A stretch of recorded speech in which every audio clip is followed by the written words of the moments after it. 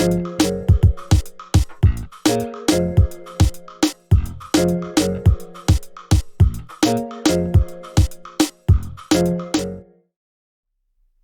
everyone. Welcome to the Better Mind Center's YouTube channel. If you're not familiar with the Better Mind Center, we are a team of psychotherapists and chronic pain coaches. We work one-on-one with people struggling with chronic pain and other chronic symptoms, as well as helping them with any associated underlying anxiety and depression.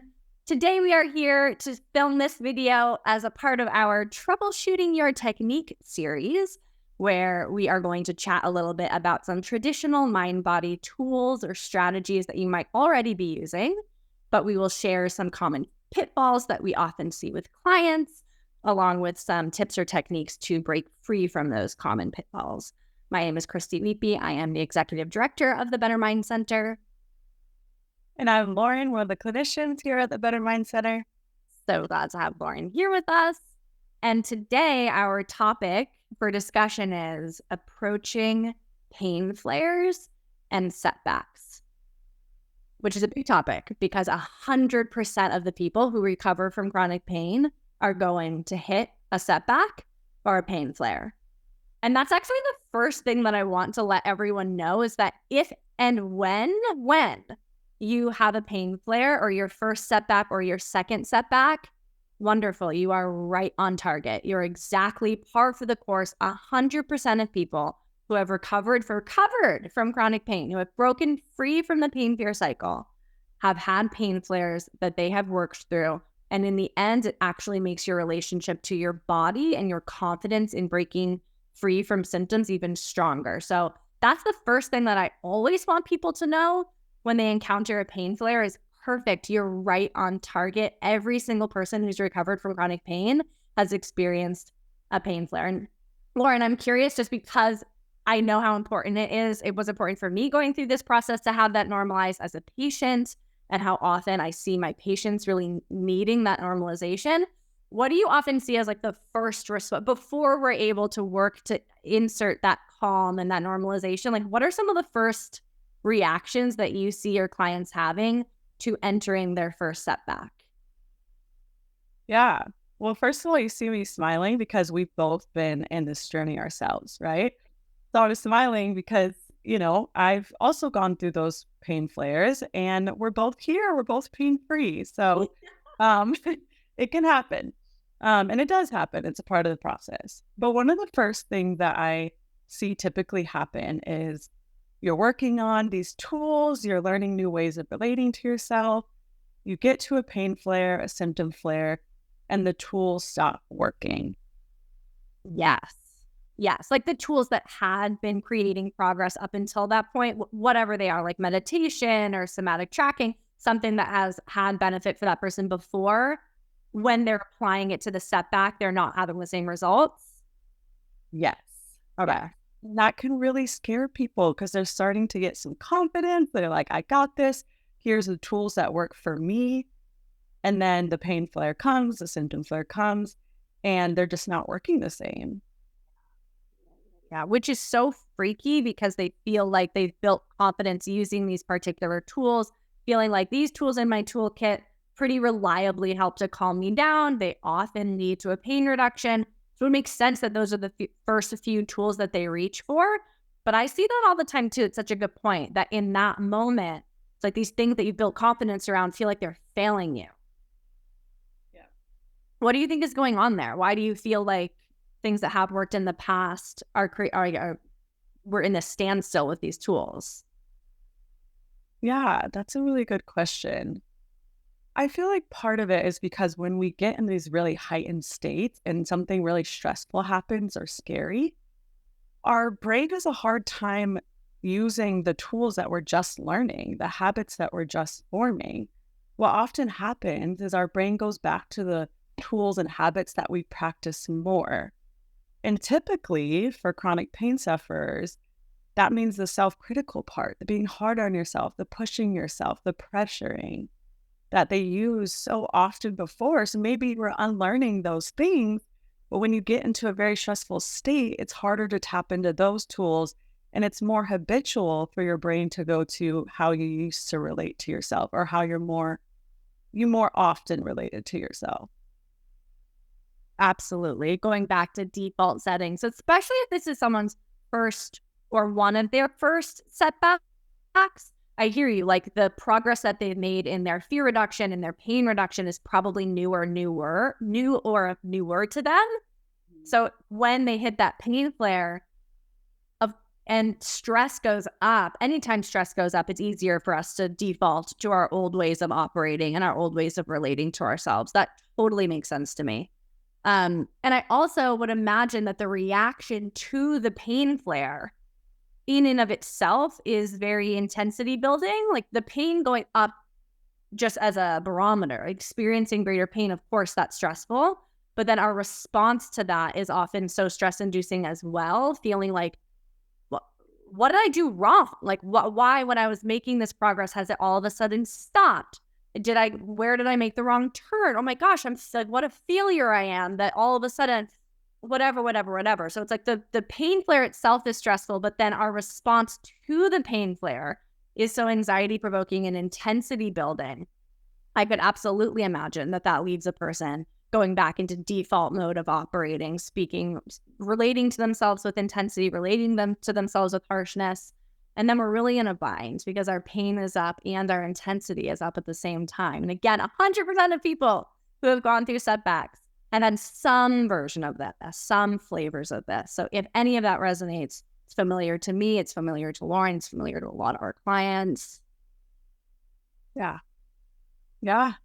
It's normal, right? And I think that's one, I guess, tool or technique you can use is really naming what's happening instead of just being caught up in this, being self-critical and hard on yourself. Okay, this is what's happening. My brain's feeling really scared. It's reverting back to old habits. And that's what's happening here. Sometimes just the simple act of naming it can bring us out of that really scared and panicked feeling. Absolutely. But naming, this is somewhere that others have been before. This is somewhere that I was always going to find myself. And no one ever gets out of pain in some sort of linear fashion. In and of itself can calm the fear factor when it comes to this. What about the pieces around the self-criticism? Like, do you have a sense of ways to soften that, or ways that you can encourage a client to get back in touch with relating to themselves kindly when they feel like they're totally failing because they're in this pain flare? Yeah. Well, I think part of it is just naming that this is a habit that my brain is going back to rather than a personal failure. Right? But I think another part is just accepting that, okay, if my tools aren't working, right? We're working so well, but now they're not. That's okay. What can I do to help myself right now? Maybe it doesn't have to be the typical tools that have been working for me, but just what can feel good in general to me. It's like if your friend is having the worst day ever, you're not going to be like, okay, well, let's meditate together. Like, shut up. you're gonna try to help them, make them feel better, or like go out and get ice cream with them. It's so important. And I get why someone struggling with chronic pain would want to double down on their techniques to be like, okay, if I am experiencing more pain, I should use more pain reduction techniques. I should meditate more than I was. I should journal more than I was. But I'm with you, like, because the pain flare is so stressful, it's often with stress that people start using those techniques in a more intense way. And I say this all the time, like, techniques and tools are just that. They're techniques and tools. They aren't in and of themselves magic. There is no one tool that's always right, but we do know it's always beneficial to help yourself feel 10% calmer, 10% safer. And I'm with you. Like, if I'm having a bad day, taking a bath makes me feel 10% calmer. Eating some ice cream, like you said, makes me feel doing more meditation is usually frustrating to me. Or whatever it is, whatever the tool is. That usually bugs me. Like, I don't want to have to do this. I'm not feeling well. Yeah. Yeah, exactly. And another thing that I find usually really helps clients is none of the tools are working. the least you can do is reminding yourself, I don't know when the symptoms are going to go away. I don't know how, but I know that they're going to go away. And the reason that they know this is because you wouldn't have gotten to this symptom flare up if you hadn't experienced a high where the symptoms had gone down, right? Because it's not linear. Feels like this. So you know that it's going to change. The setback is a sign of progress. You can't have a setback if you hadn't been experiencing forward momentum. Right. So, and sometimes obviously this is easier said than done, telling yourself that. So I find myself often giving an example to clients. Can I walk you through it? I love that. Okay. It's fun to be on this side with you because usually when it's just friend to friend or colleague to colleague. So yes, let me see what Lauren is like in session. Okay. No pressure. What were you like as a baby? Like I'm talking straight out of the womb. What were you doing? You might not remember, but what do most babies do straight out of the womb? Hopefully cry. Uh-huh. Yeah. Yeah, I'm here. I'm loud then. It's probably loud. I'm loud now. It's probably loud back then. Yeah. Oftentimes when babies come out, usually what's happening is they're crying, they're wailing, they're distressed. Yeah. They're like, where? I just came out and I'm not home anymore. Yeah. Yeah, I mean, they're probably crying because they're scared. Yeah. Yep. Yep. So that's the state of being when you were born, right? Are you crying and wailing right now? No. No. So right there is a really simple, kind of silly example that sensations and emotions always change. Oh my God. If they didn't, you wouldn't be here right now talking to me. That's hilarious, but that's so true. It's so, I mean, it's a sort of extreme example of something that does happen all the time. That even experiences that feel like remarkably upsetting, and we have really strong, appropriate emotional reactions to them. We don't stay in that state forever. We can't stay in that state forever. Something kicks in. Our resilience kicks in. Our mood shifts. The day changes. Something happens that allows for a softening or a transition. Exactly. It's a very obvious example. It's a little bit silly, right? But sometimes in these moments, our brains need just something, a very simple truth, right?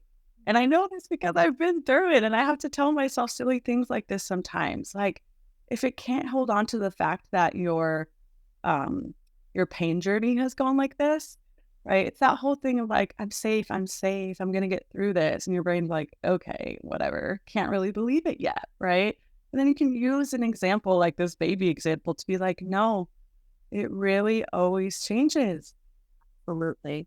But it is harder in the moment when emotions and fear are feeling so intense. It is harder to hold on to that. And I feel like I often see this with pain upticks and or setbacks. Not only do people forget that their mood will shift, their fear will soften, but they also forget that they ever made progress to begin with. And they start almost tricking themselves into feeling like it was a fluke, or maybe I was just distracted that day, or maybe something else had impacted, or maybe it was just because my sister was in town and she makes me feel really safe. Maybe it was nothing that I did. They just start doubting everything, or literally forgetting that they felt differently, pain than they are in that moment. I call that progress amnesia. I feel like people have progress amnesia. I like that. Progress amnesia. Yeah. Well, I actually have something that can help with that too. Yeah. So yes, it's very easy to forget where we came from, forget when our symptoms felt better. So oftentimes when clients come to me and they're like, yeah, I had a better week with symptoms, I always tell them, write that down. Write down how you're feeling right now, write down how you're thinking. And I want you to write a note to yourself, right? So it could look something like, hey, Lauren, read this when you're having a pain flare or a symptom flare, right? Right now, you just had a good week with symptoms. This is your reminder that when your symptoms get bad, they're going to get good again. They will. And it does a couple things when we do that. One, it serves as that reminder when we do have a symptom flare that it's going to be okay. And then two, slowing down when your symptoms are doing better, taking a moment to write this down, encodes that in your brain and it gives you a felt sense of what it feels like to feel better. So when you go back and read it, it'll be easier for you to tap into that state of, oh yeah, I did feel better. These were my thoughts at the time. These were my feelings at the time. Really like that. Like the importance of strengthening the muscle of feeling good, taking a moment to solidify that while it's happening. And it also helps you in moments of fear or panic. You can pull up that note and it's like your body will remember, hopefully your body will remember how it felt, the state you were in when you wrote it.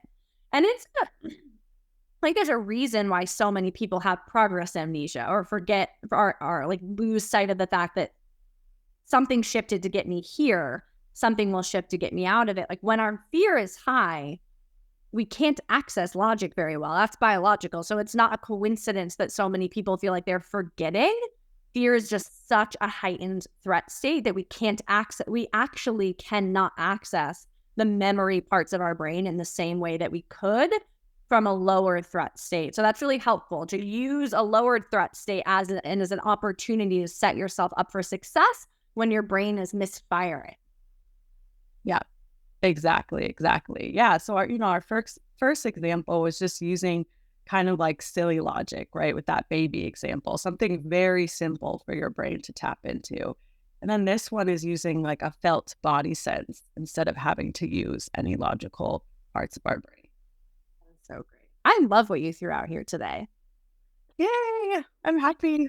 Glad. Yeah. I feel like we could chat about this all day because pain, flares, and setbacks. Again, if you take nothing else from this video, please, I encourage you or invite you to take the knowledge that every person has a pain flare or a setback and multiple, right?